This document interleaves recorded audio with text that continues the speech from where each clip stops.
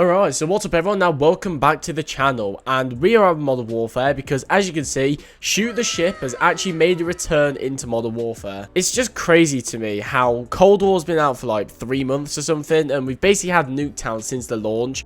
And ever since then, we've had a permanent Nuketown 24/7 playlist. But Infinity Ward, for some reason, are just so incapable of keeping Shoot the Ship in this game. Like, I just don't understand it. You would have thought as well, especially the launch of Cold War, they would keep it in to keep the people who want to play this game interested. But I don't know why they persist to not have it in permanently. But you know, we move. So, as I said, we're on Modern Warfare, and I've been looking for an excuse to come back to this game, I'm not going to lie, because I've been missing this game lately, and I have tried replaying it, but the maps, honestly, there are some great maps in this game, but like 50% of them are terrible, so I was waiting for a good place to come back, and Shoot the Ship is the perfect excuse. Especially since I want to try and get some Obsidian on some stuff. So, I'm not going to do a phase Jev. I'm not going to try and get Obsidian on every gun in the game, because I do not have the mental strength for that. Fair play to him for doing that. But there are some guns that I want to get Obsidian. Mainly for Warzone. So, I have Obsidian guns for Warzone.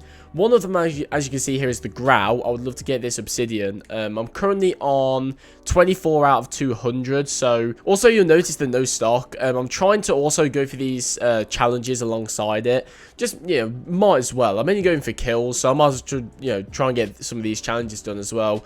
Just in case I ever decide to go for the calling card, if I ever become that insane enough. I also want to get it on the car, because obviously the car is the best sniper in Warzone at the moment, and that'll probably remain true for a long time.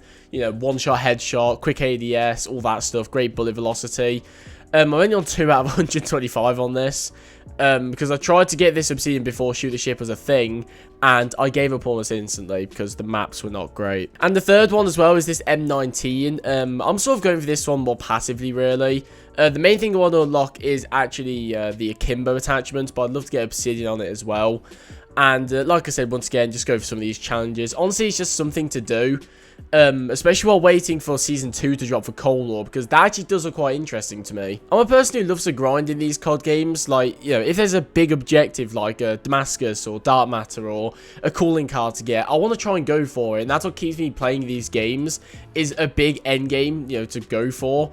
And at the moment, there isn't one for Cold War, because I've got to level 200, I've got Dark Matter, I did all that at the start of Season 1, so while we're waiting for, you know, Season 2 to start and be able to get to level 200 again, I want to play Modern Warfare and get some Obsidian guns for, you know, when I do play Warzone. And I have said this previously as well on the channel, I do want to go for Dark Ether in Cold War. I did kind of give up on it for a little bit.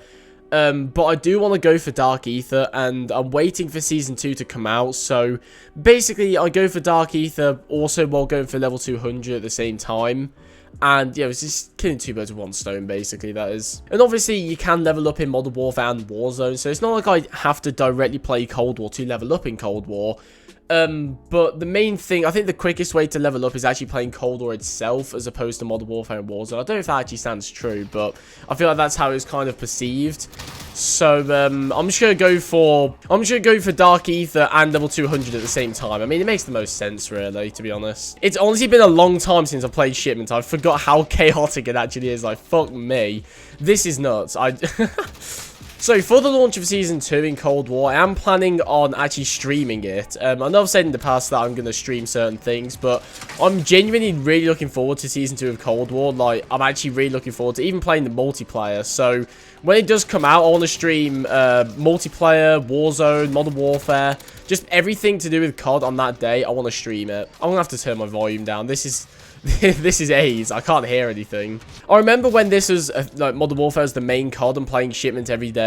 Trying to have a conversation with your friends in an Xbox party or something while playing Shipment was nearly impossible without, like, muting the sound of the game. Because it's just so chaotic to try and focus on getting kills and talking at the same time. It's tragic, honestly. But anyway, I'm hoping that in this Season 2 update, we actually do get the leaked Modern Warfare content that has been out for months now.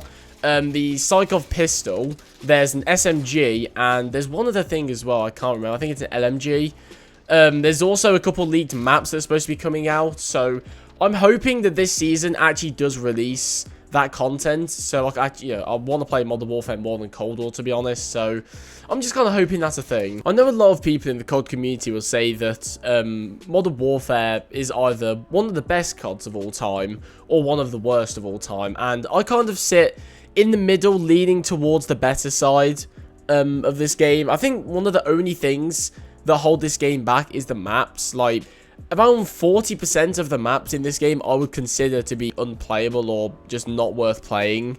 You know, you've got maps like Piccadilly and Arklow Peak, but at the same time, you've got maps like Shipment and Shoot House and Cheshire Park and Scrapyard. They're actually really good maps. I think another thing that holds this game back is how sort of camper-friendly it was. I think if they reverted the minimap to be the, like, standard system of a minimap, and they also made Ghost work properly, and they also made Dead Silence a perk, then I genuinely think that this game would not even have a camping issue. Like, it doesn't really at the moment. I'd say over time, it sort of went towards more of a rusher-friendly game, because people discovered things like, you know, slide cancelling and, I don't know, all these different things, and honestly, I'd say it became more of a rushers game than a camping one, but it still does have a sort of camping agenda to it.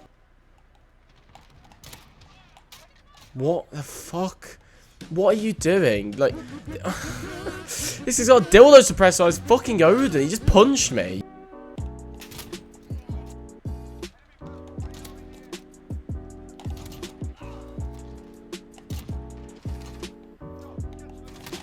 What the fuck is that? Jesus Christ.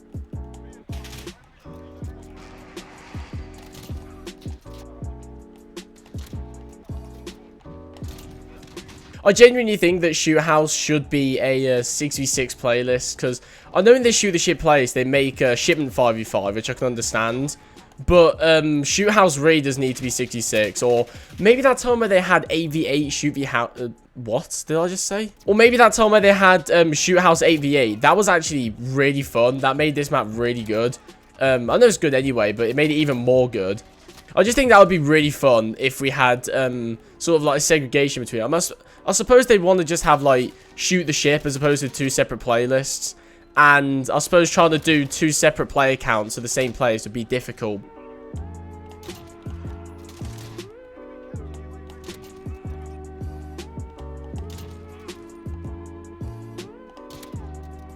Another hit marker. Nice.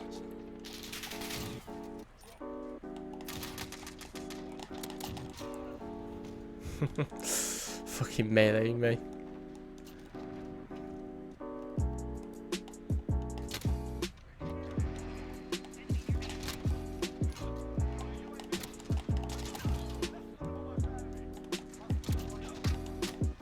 I think one reason why I love this game so much is just the feel of it. Like, the movement, just, you know, shooting a gun, just the whole feel of this game is just so nice. Like, imagine if you had, like, the philosophy of, you know, gameplay, let's call it, with Cold War. Just little things, like the way the minimap works, or they've got Ninja in the game, or things like that.